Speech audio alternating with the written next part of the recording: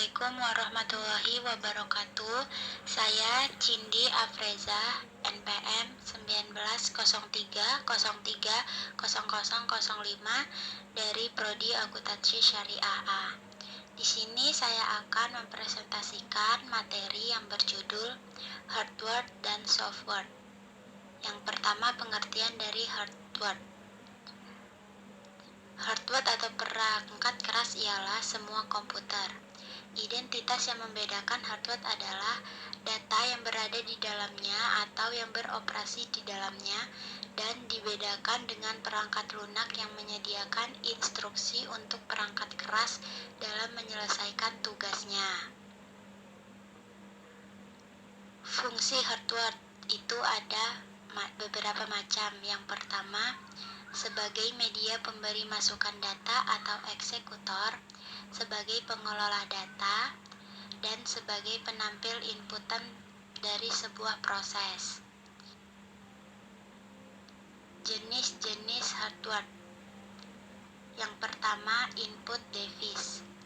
Input device atau alat perangkat merupakan bagian dari hardware yang berperan dalam memasukkan data atau gambar, teks, video, dan audio ke dalam komputer.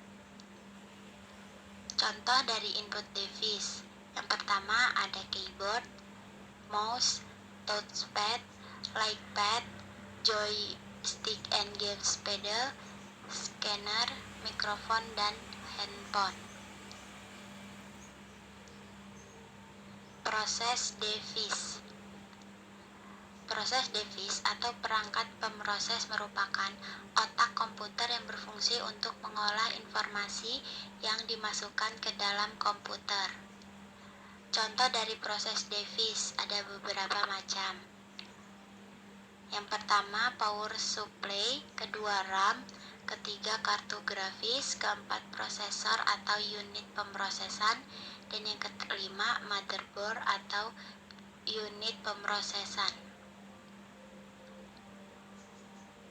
Yang ketiga, output device. Output device atau perangkat keluaran merupakan bagian dari hardware yang berfungsi untuk menghasilkan informasi baru atau data yang berguna dan dapat dimengerti user. Contoh dari output device ada beberapa macam,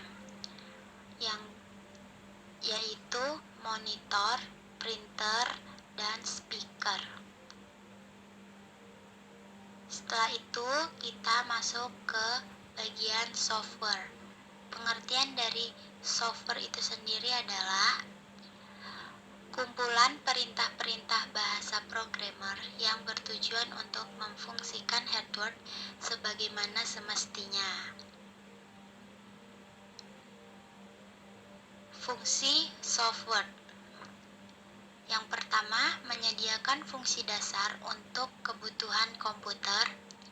Yang kedua, mengatur setiap hardware yang ada pada komputer. Yang ketiga, sebagai penghubung antara beberapa software lainnya dengan hardware. Dan yang keempat, sebagai penerjemah suatu perintah software lain ke dalam bahasa mesin, sehingga dapat dimengerti atau diterima oleh hardware. Jenis-jenis software.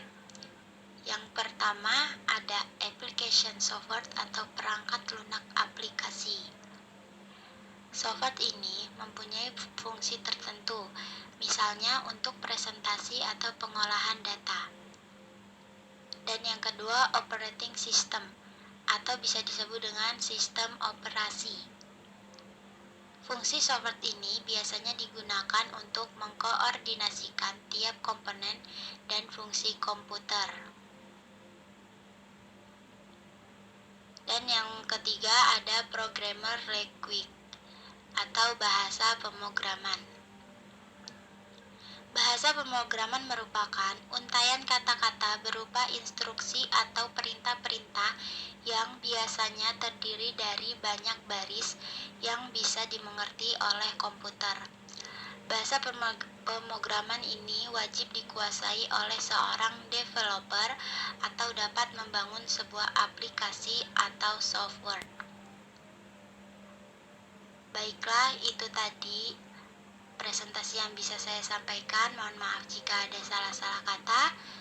Saya ucapkan wassalamualaikum warahmatullahi wabarakatuh.